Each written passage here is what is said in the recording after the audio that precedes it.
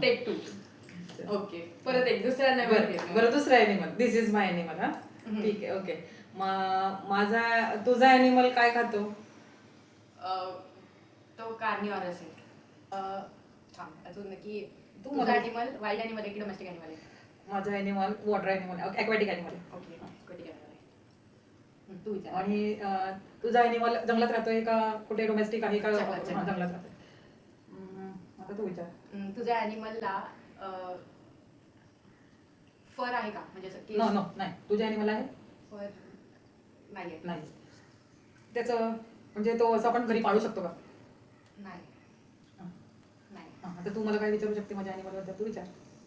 तो कार्निवरस आहे की हार्बिवरस आहे? कार्निवरस आहे. ओके. डोमेस्टिक आहे की wild animal. Wild animal. Okay, तर तू आता सांगायचं झालं तर तुझ्या ॲनिमलचा रंग कसा आहे? ग्रीन आहे, ग्रीनिश शेडमध्ये असते. हां. स्किन कशी आहे? रफ आहे का टफ आहे एकदम की स्मूथ आहे? रफ असू शकते. हां. Rough and tough. तुझा ॲनिमल नक्की क्रॉकोडाईल असू शकतो. रफ अँड टफ वाला ॲनिमल म्हणजे क्रॉकोडाईल. Okay, fine. आणि मला तुला गेस करू दे. आपण गेम एंड करू. मग आता तुझ्या ॲनिमल मला तो काय कार्निवरस आहे? कार्निवरस आहे. जंगलात राहतो. हां. ॲक्वॅटिक सांगितलं होतं ना? ॲक्वॅटिक आहे. हां. मासा?